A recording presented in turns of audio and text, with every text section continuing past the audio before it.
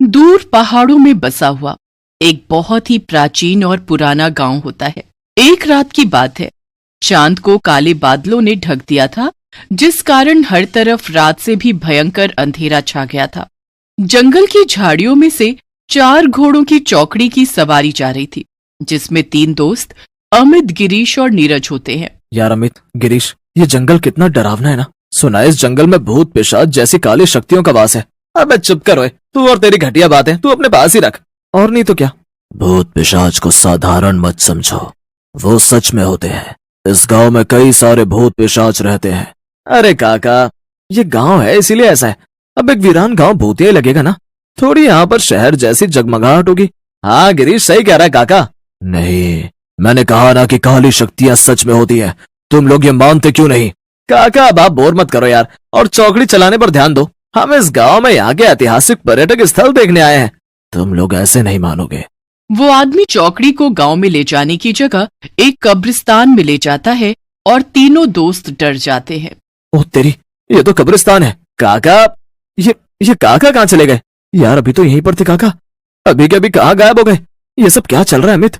मैंने कहा था ना कि इस गांव में भूतों का वास है। लगता है काका एक भूत थे। क्या? अगर ऐसी बात है तो भागो यहाँ से, ये कब्रिस्तान है। हाँ, यहाँ कब्रिस्तान में रहना खतरे से खाली नहीं। तीनों दोस्त अपनी जान बचाते हुए उस खौफनाक कब्रिस्तान से भाग रहे होते हैं। तभी अचानक से चौकड़ी उनके सामने आती हैं और अपने आप उनका रास्ता रोकती हैं। चारों घोड़े उनकी तरफ गुस्से से देखते हैं और उन चारों की आंखें अचानक से लाल हो जाती हैं। हे भगवान, इन चारों की आंखें अचानक से लाल कैसे हो गई? कहीं ये भूतिया घोड़े तो नहीं? तभी अचानक से चारों घोड़ों में से 4 आदमियों की आत्माएं निकलती हैं और उन चारों डरावनी आत्माओं को देखकर तीनों दोस्तों के रोंगटे खड़े हो जाते हैं। तुम तीनों को मरना होगा। तुम तीनों को शायद ये पता नहीं था कि गांव की पहाड़ी पर जो चौकड़ी आती है उस पर कभी सवारी नहीं करनी चाहिए, क्योंकि इस चौकड़ी के 4 घोड़े भूतिया हैं और उनमें हम चारों भूतिया भाइयों की आत्मा कैद है। ये कोई मामूली चौकड़ी नहीं है, एक चंडाल चौकड़ी है। चारों भाइयों के भूत उन तीनों पर वार करने जाते हैं। तभी अमित अपनी जान बचाते हुए वहां से भाग जाता है और झाड़ियों में छुप जाता है। वहीं वो चारों गिरीश और नीरज को मार देते हैं। नहीं, उन चारों भूतों ने मेरे दोस्त नीरज और गिरीश को मार दिया होगा।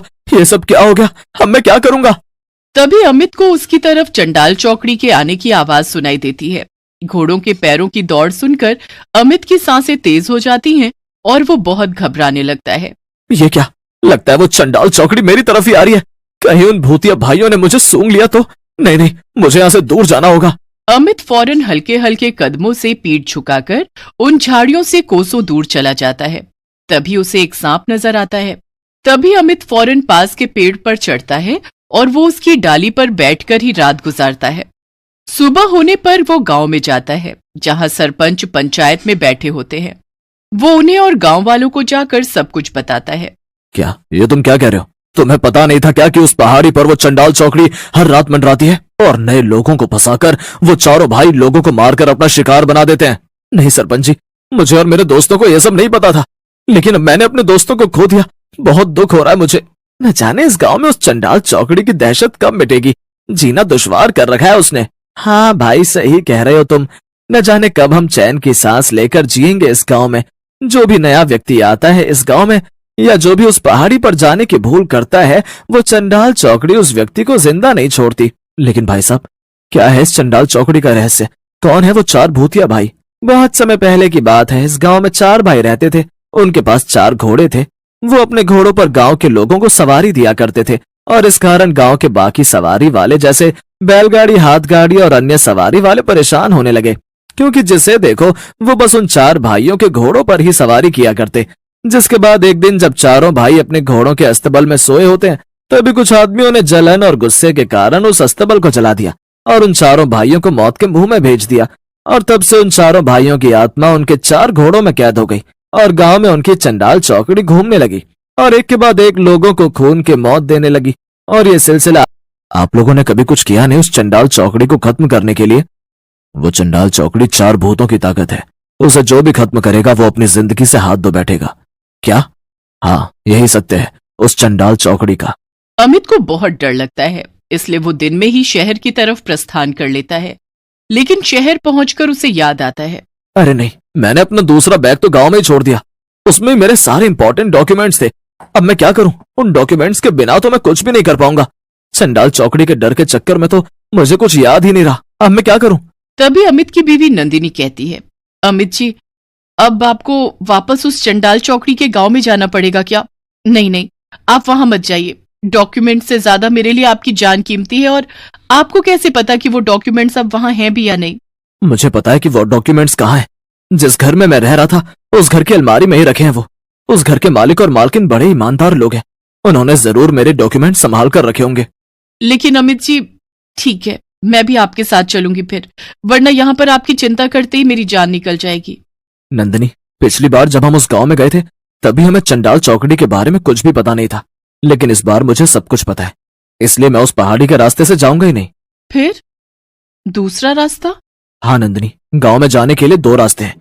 एक पहाड़ी से होकर जाने वाला रास्ता और एक वो दूसरा रास्ता जो पूरी तरह सुरक्षित है। तुम बिल्कुल भी चिंता मत करो, मैं दिन में जाऊंगा और दिन में ही लौट आऊंगा, ठीक है? ठीक है अमित, अपना ध्यान रखना। एक मिनट, ये लो, ये सुरक्षा कवच है। हमारे पड़ोसी उज्जैन गए थे, वहीं से लाए हैं। इसे बांध लो अपनी कलाई पर। नंदिनी अमित की कलाई पर वो सुरक्षा कवच धागा बांध देती है और अमित अपने डॉक्यूमेंट्स गांव से लाने के लिए वापस गांव की तरफ चल पड़ता है। वो सुबह के समय गांव में जाता है और अपने डॉक्यूमेंट्स लेता है। हमने तुम्हारे डॉक्यूमेंट संभाल कर रखे थे बेटा, ये लो। Thank you so much uncle, आप सच में बहुत अच्छे हैं। अरे बेटा, तुम मेरे ही बेटे जैसे हो। जी काका, धन्यवाद, आता हूँ। हाँ बेटा, संभल कर जाना। अमित वहां से निकल जाता है। अब दोपहर के 2 बज चुके थे। चलो अच्छा है, अब मैं उस पहाड़ी वाले रास्ते से नहीं, सुरक्षित रास्ते से ही जाऊंगा। फिर 3 बजे की बस पकड़कर मैं शहर की तरफ निकल पड़ूंगा। धन्यवाद भगवान जी, अब बस सही सलामत शहर पहुंचा दीजिए मुझे। अमित उस दूसरे सुरक्षित रास्ते से जाने लगता है, लेकिन तभी उसका पैर एक भूसे पर जाता है और वो फिसल कर एक गड्ढे में जा गिरता है। अमित 1 घंटे से भी ज्यादा समय तक मदद की गुहार लगाता है, लेकिन उसकी मदद के लिए वहां पर कोई भी नहीं आता और वो बेचारा अब 3 बजे की बस मिस कर देता है। शाम में सूरज ढल जाता है और रात का घना अंधेरा हो जाता है। तभी अचानक से अमित को गड्ढे के पास से 2 आदमियों के गुजरने की आवाज सुनाई देती है और वो आदमी उसे रस्सी की मदद से ऊपर की तरफ खींचते हैं। तभी वो दोनों आदमी अचानक से गायब हो जाते हैं और वहां पर सामने वो चंडाल चौकड़ी आ जाती है। नहीं, ये क्या? चंडाल चौकड़ी, मुझे मत मारो, मुझे जाने दो। मैंने तुम चारों भाइयों का क्या बिगाड़ा है? उस रात तेरे दोनों दोस्त तो मर गए, लेकिन तू भागकर बच निकला। लेकिन आज तू भाग नहीं पाएगा। आज तो तुझे हमारे हाथों मरना ही होगा। जिसने चंडाल चौकड़ी देख ली उसे तो मरना ही पड़ता है।